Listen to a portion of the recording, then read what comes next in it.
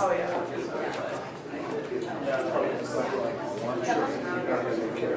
I think I've seen her on the time. She looks like a heavy.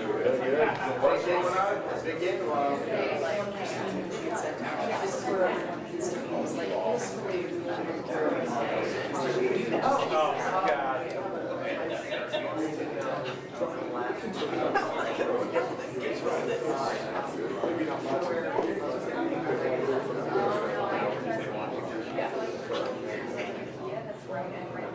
Yes.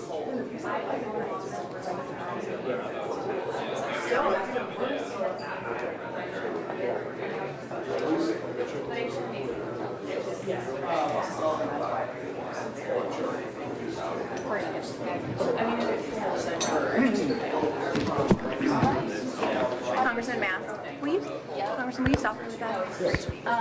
What is your reaction to the White House military action is on the table when it comes to I think they leave the option open in every circumstance that you've heard, from the 45 administration to the 47 administration, never limiting themselves in any circumstance. That's the reaction. You're never going to see Secretary Rubio or Secretary Hegseth or the President or others in the cabinet saying, we're going to limit what our options are. even with a NATO ally? No matter what, you're just not going to hear those words come out. It's not something that's ever going to take place, and that's my reaction to it. Would that require congressional approval? Anything that falls within the parameters of war powers, right? Again, speaking very hypothetically here, right? There are specific war powers laws, what you conduct within 48 hours, what you need to have take place within 60 days. Those are the laws, and those laws have always been adhered to by this administration, and I have no doubt they will continue to be adhered to. Would you feel comfortable with military action? This is something that I haven't played out whatsoever. I don't think it's something that is anywhere close to that point. Conversations with Denmark and the people of Greenland specifically, and there being a special envoy, Governor Landry and others, to say what can be on the table for a purchase. Those are all things that are at play right now. Again, to go to the base of your question, you're never going to have the administration say that there's some option off the table because we're the United States of America and we don't limit ourselves. Mr. Mast, isn't that crazy? You're saying we're not going to say we won't attack a country that we have a treaty with? No, it'd be crazy to think that we as the United States of America are ever going to put a statement out there that's just going to blanket limit ourselves. That would be crazy for us to do. We're not France, we're not UK, we're not somebody else. We're the United States of America. We offer capabilities that literally nobody else in the world does. Now there is an envoy that's having conversations with Denmark, with Greenland, about what can take place. Obviously there are relationships that go on there where there is broad usage of Greenland by the United States of America, U.S. military forces. There are constant conversations that go on by those that are on the ground already and those that are looking to say, is there some deal that can be had? The United States of America, under the guise of strength, is never going to limit ourselves in some preemptive way. Not going to happen, period.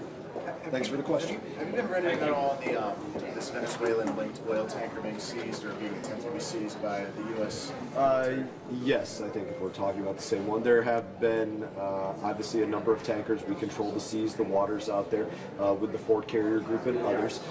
What you have is a situation where there was a vessel that was Venezuelan that tried to essentially reflag itself, right? Is literally what they did. Okay, we're now a Russian, we're no longer Venezuelan. We got out a bucket of paint. It's like a movie. What was that movie? Lord of War. Remember that movie, Lord of War? They got out a bucket of Nicolas Cage. They do it in Master and Commander. They might have done it in that. That was obviously a little bit more of a historic reference. This one's a little bit more fictional. Literally got out a bucket of paint, painted a new flag on the side, said we're no longer a Venezuelan vessel, we're something else, right? That's not the laws of the sea, and they have been, followed and pursued, and communications have been underway to deal with this situation since it began. The Wall Street Journal reported that Marco Rubio said in a briefing yesterday that you were in.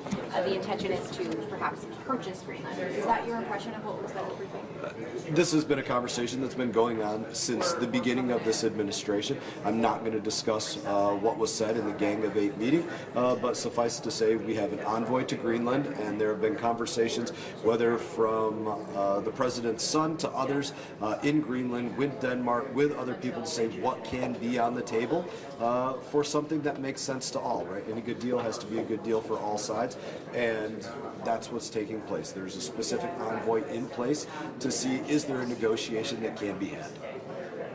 Thanks, Mr. Mast. Thank you. Do a battery change.